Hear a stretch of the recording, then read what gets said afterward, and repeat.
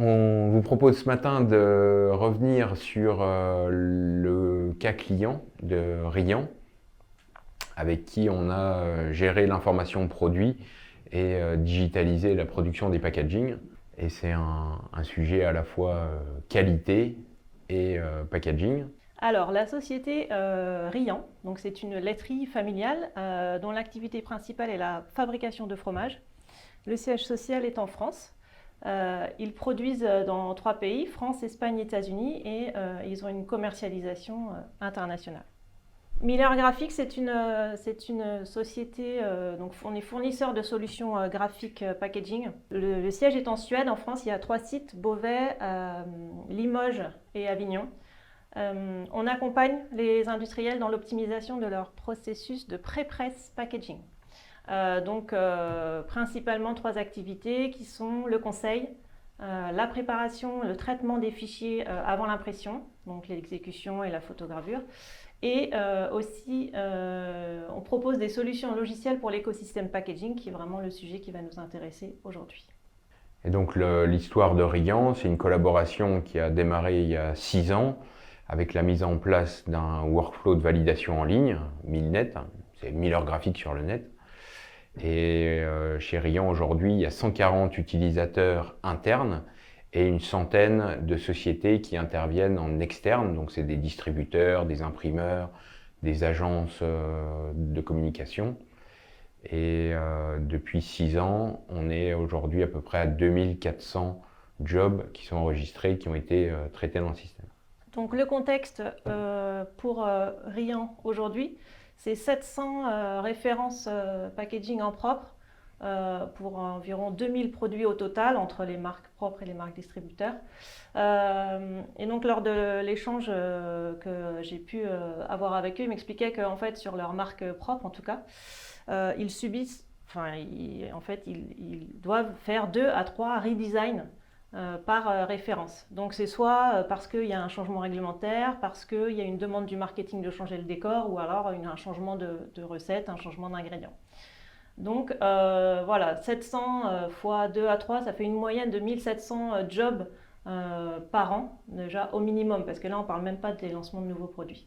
L'irritant principal dans ce contexte-là, ça va être le fait que la saisie de l'information produit est manuelle et elle est pack par pack en fait. Et avant cette collaboration, ça prenait 5 jours en moyenne pour faire une modification. Donc la problématique, pour résumer, c'était clairement le manque de contrôle de la donnée packaging. Parce que voilà, ils travaillent avec des graphistes externes. Les graphistes sont parfois amenés à faire des modifications parce qu'ils n'ont pas assez de place, ils n'ont pas la connaissance de l'entreprise, ils ne font pas forcément les bons choix. Et donc il y avait un problème, voilà, de manque de contrôle et qui pouvait générer des problèmes des non-conformités en fin de parcours. Et en fait, ce qui est lié aussi à tout ça, c'est le temps passé à saisir toujours les mêmes informations. Donc plusieurs risques. Clairement un risque qualité, un risque de non-conformité, mais aussi un risque RH avec le fait d'avoir des personnes dont le travail c'est de faire du copier-coller constamment des tâches qui ne sont pas forcément à forte valeur ajoutée, et le risque d'erreur, aussi le risque d'erreur humaine qui s'ensuit. Donc maintenant qu'on a dit ça, comment est-ce qu'on peut résumer le besoin? Donc la demande, c'était clairement d'avoir une maîtrise interne de la data packaging et de faire tout ça en contrôle plus vite. On va aller en live sur le système. Quitter le PowerPoint 2 minutes. On y reviendra pour finir. Et on est tous consommateurs en puissance. On peut faire ses courses en drive. Là, je suis chez Auchan, mais je peux prendre un autre drive si vous préférez. Les produits Riant, il y en a dans le fromage, dans les desserts, dans la faisselle. Et si on prend la crème brûlée, finalement, c'est le packaging qui sert à vendre le produit. On montre la crème brûlée à travers son packaging. Et sur ce site de vente en ligne, eh ben, on va retrouver les mêmes informations qu'on a sur le packaging, avec les ingrédients, le message marketing, et puis là, notre fameux tableau des valeurs nutritionnelles aux normes INCO, avec toujours les mêmes informations qui vont revenir. C'est ce qu'on va retrouver logiquement sur le packaging. Ce qui se passait jusqu'alors, c'est que les flux étaient parallèles. Il y avait une personne en charge du packaging, une personne en charge de la fiche technique et une troisième en charge d'alimenter ces informations-là sur les PIM des distributeurs. Donc ce qu'on a mis en place, c'est la solution Milnet, workflow de validation en ligne, avec une configuration qui est propre à la fromagerie. On va faire relire dans l'approbation l'ensemble des personnes qui ont à relire ce packaging-là. Donc il va y avoir la qualité centrale, les achats, le marketing. Ils peuvent faire directement leurs remarques, leurs commentaires sur le visuel. C'est un outil vraiment graphique de visualisation du PDF HautDef. Si on regarde les valeurs nutritionnelles,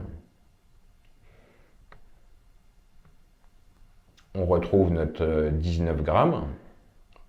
Mais cette information-là qui a été mise en page sur le tableau des valeurs nutritionnelles, elle n'a pas été saisie dans Illustrator par le graphiste, elle vient directement de la base de données,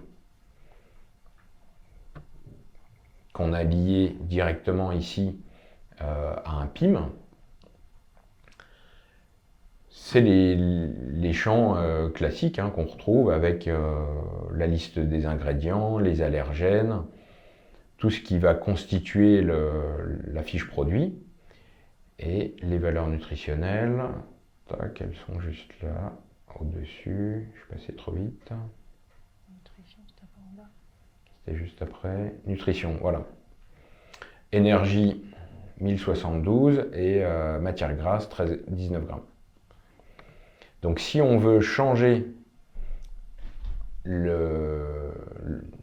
valeur dans le tableau des valeurs nutritionnelles, plutôt que de le changer sur le PDF, on va aller le changer dans la base de données, ou dans le PIM s'il est déjà en place, de façon à ce que cette information-là soit diffusée à l'ensemble des utilisateurs, site internet, site de drive, fiche produit, et le packaging à la fin. Et comme les recettes, elles peuvent être réutilisées sur plusieurs packagings, on va travailler sous forme de master.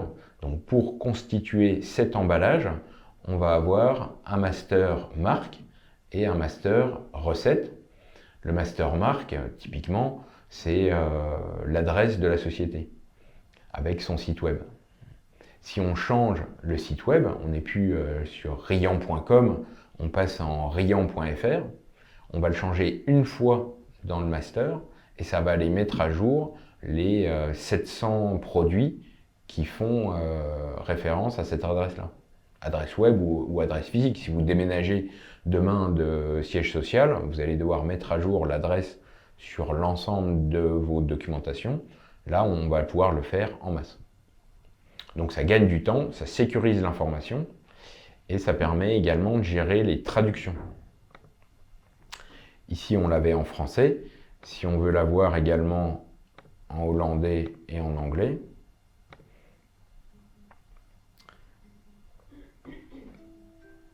tac, on va l'afficher.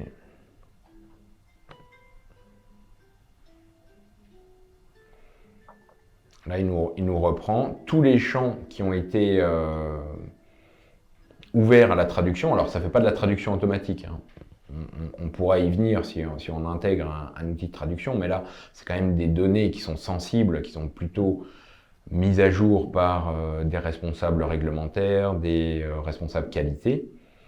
Et donc, les conditions de conservation, entre 0 et plus 7, et bien voilà, ça a été traduit en hollandais, traduit en anglais. L'intérêt de l'avoir validé dans la base, c'est que lorsqu'on va générer une fiche technique, ces informations-là seront réutilisées sans qu'il y ait besoin d'y revenir. Et c'est ce qu'on peut voir juste après. Ici, on va pouvoir générer des documents, comme par exemple la fiche technique, justement. La fiche technique, on peut l'avoir en anglais, en export américain ou en français. Et là, si on la met en français,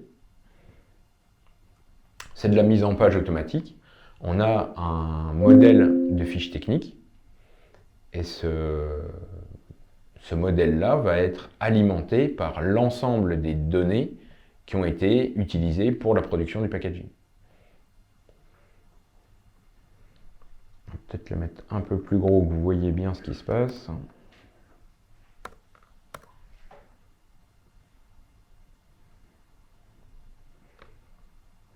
Et donc là, nos 19 grammes, les voilà.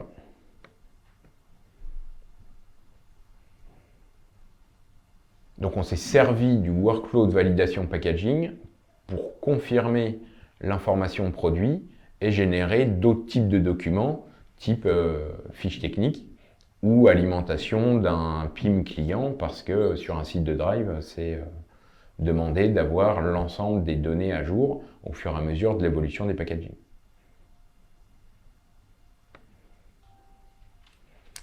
Et là, par exemple, on a le Nutri-Score qui est demandé par les distributeurs. Il n'est pas forcément sur le visuel du packaging. Là, actuellement, le Nutri-Score, il n'apparaît pas. Mais on peut l'avoir sur la fiche produit. Qui peut le plus, peut le moins. Et demain, si lors du changement de packaging, on décide de mettre le Nutri-Score, il est déjà disponible.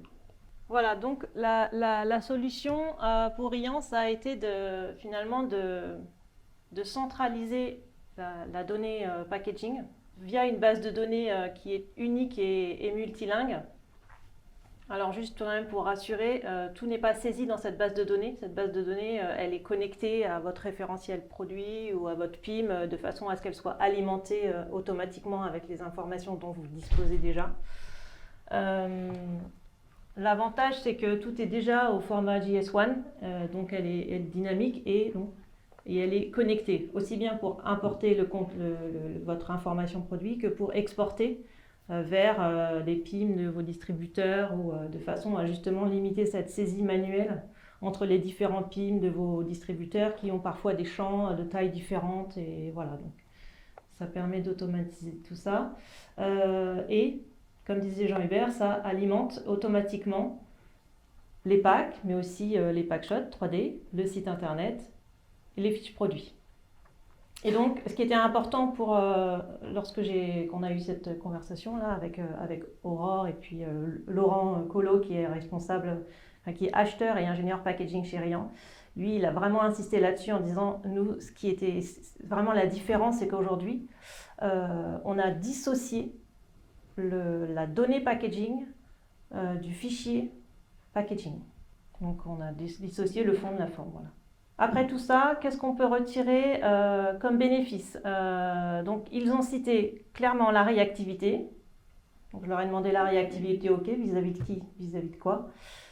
Ils ont répondu la réactivité déjà en interne avec nos clients internes, mais aussi notre réactivité pour nos clients externes.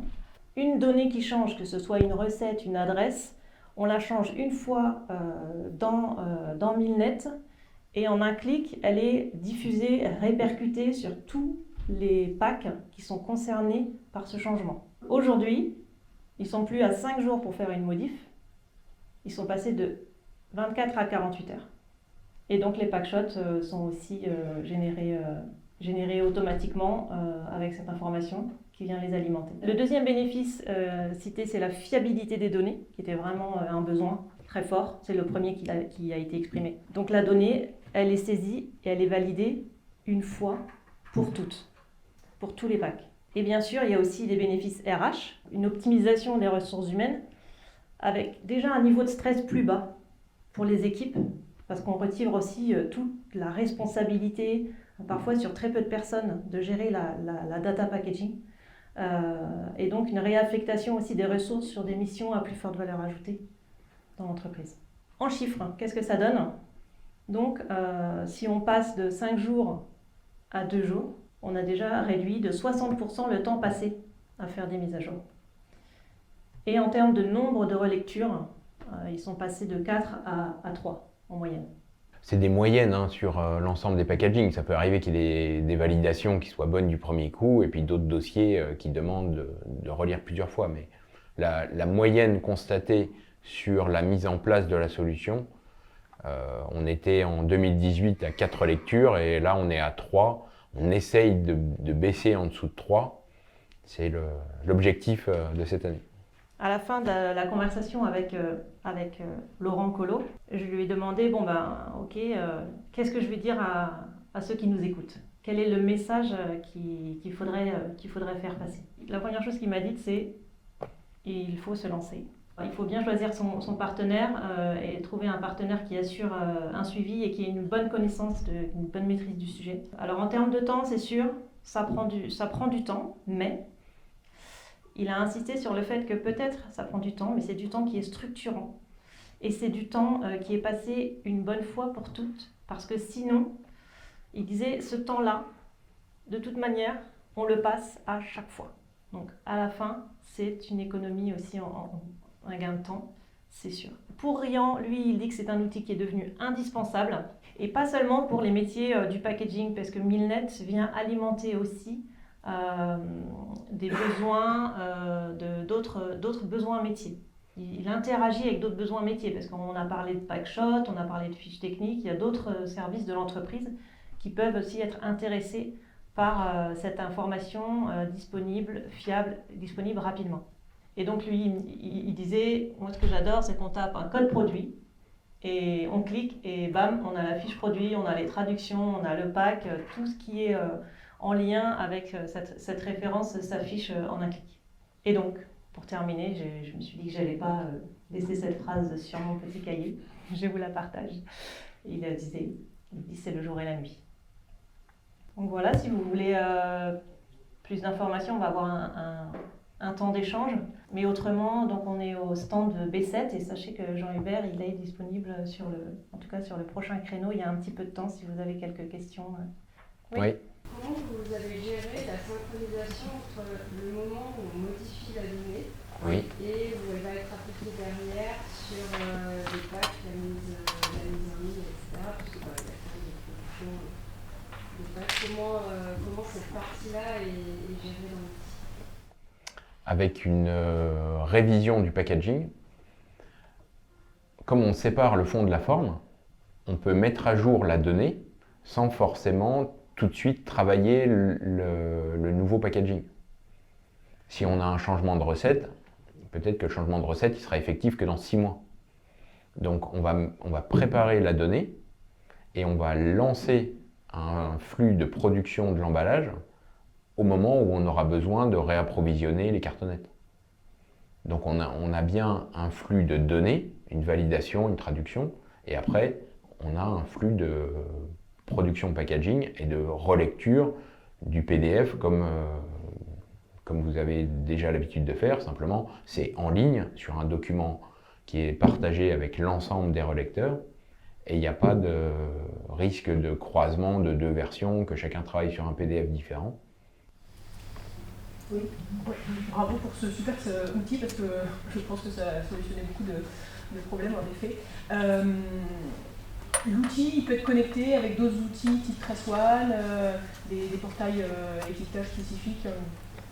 Vous n'avez aucun blocage informatique quel qu'il soit pour l'entrée ou la sortie de données. Entrée et sortie, soit sous forme de fichier, soit en connexion directe avec une API.